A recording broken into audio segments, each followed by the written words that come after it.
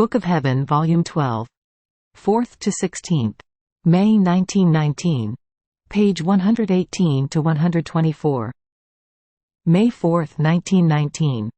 Jesus has his throne on earth in one who lives in his will. I live in the midst of privations and bitternesses.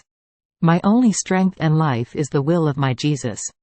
My sweet Jesus made himself seen in my interior for a little while, all afflicted and pensive, sustaining his forehead with his own hand.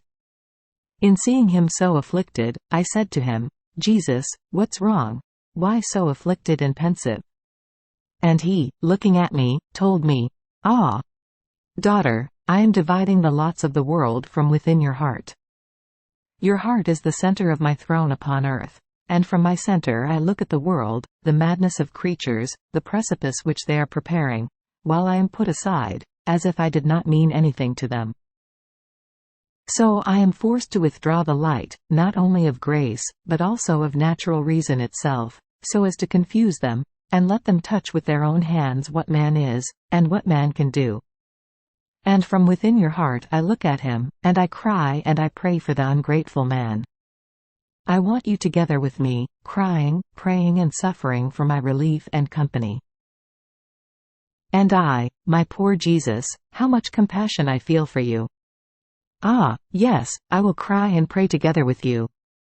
But tell me, my love, how is it possible that my heart be the center of your throne upon earth, while there are so many good souls in whom you dwell, and I am so bad?" And he added, "In heaven too I have the center of my throne. Though I am the life of each blessed, and by being life of each blessed, I do not exclude the fact that I have a throne in which all of my majesty, my omnipotence, immensity, beauty, wisdom, etc. dwell as though at the central point, since each blessed cannot contain them, not having the capacity of containing all the immensity of my being. In the same way, I have my center upon earth, though I also dwell in others, I do have my central point, from which I decide, I command, I operate, I do good, I chastise, which I do not do in my other dwellings. And do you know why I have chosen you as the central place?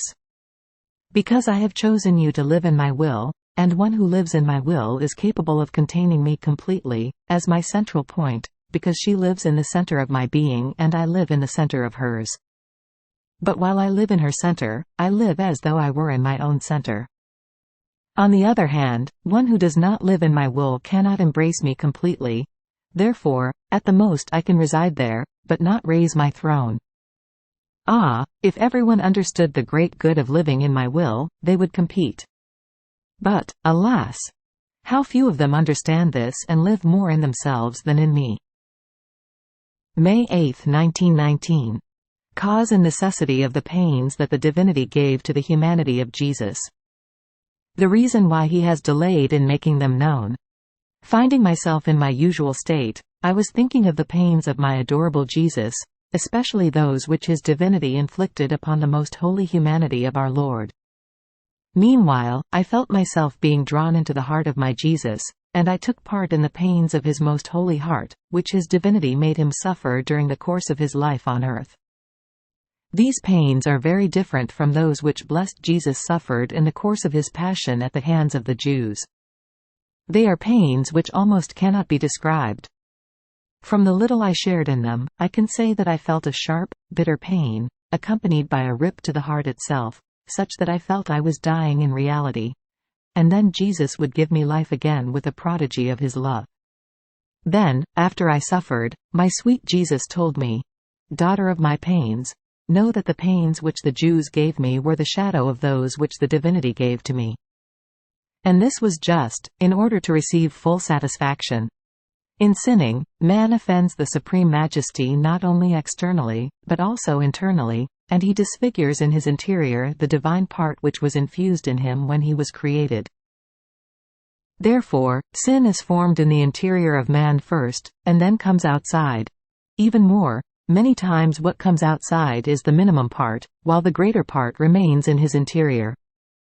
Now, creatures were incapable of penetrating into my interior and of making me satisfy, by means of pains, the glory of the Father which they had denied to him with so many interior offenses. More so, since these offenses wounded the most noble part of the creature, that is, the intellect, the memory and the will, in which the divine image is imprinted. Who, then, was to take on this charge if the creature was incapable?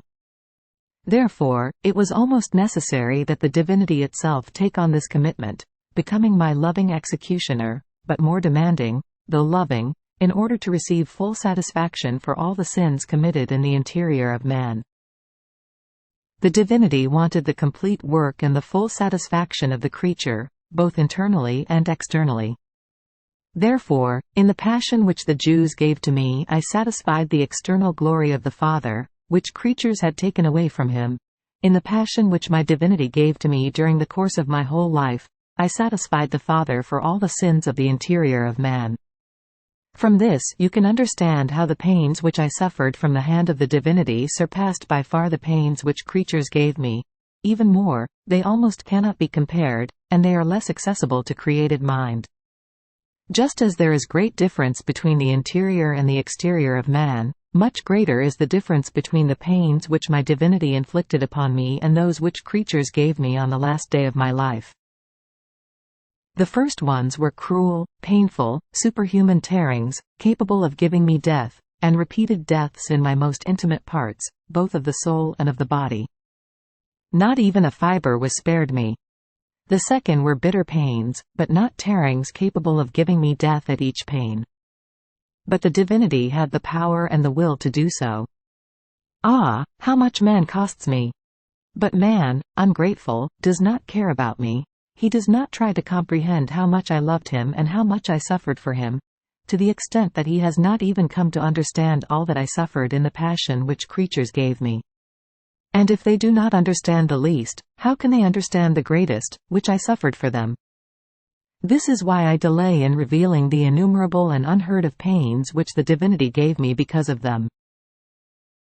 But my love wants to pour itself out, and to receive love in return.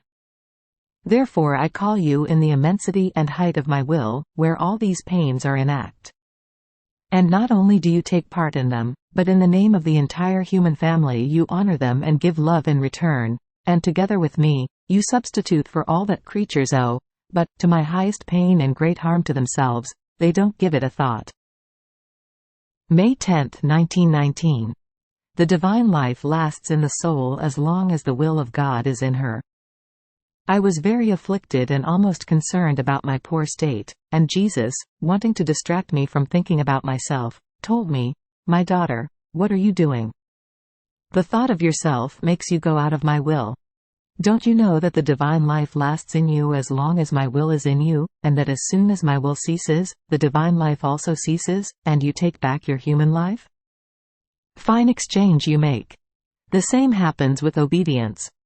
As long as there is obedience, the life of the one who commanded lasts in the one who obeys. As soon as obedience ceases, one takes back his own life." Then, as though sighing, he added, "Ah, you do not know the ruin the world will become. All that has happened until now can be called a game, compared to the chastisements which are coming. I do not show all of them to you so as not to oppress you too much. And I, in seeing the obstinacy of man, remain as though hiding within you. And you, pray together with me, and do not want to think about yourself." May 16, 1919. Effects of the acts done in the divine will. The sun is an image of these acts. I was thinking, how can it be that one single act done in the divine will multiplies into so many as to do good to all? In that moment my sweet Jesus moved in my interior, and with a light which he sent to my mind, told me, "My daughter, you will find an image of this in the sun. One is the sun, one the heat, one the light. Yet, this sun multiplies in everyone, giving its light and its heat to each one, according to the various circumstances. For man, it is the light of every eye, of every action, of every step.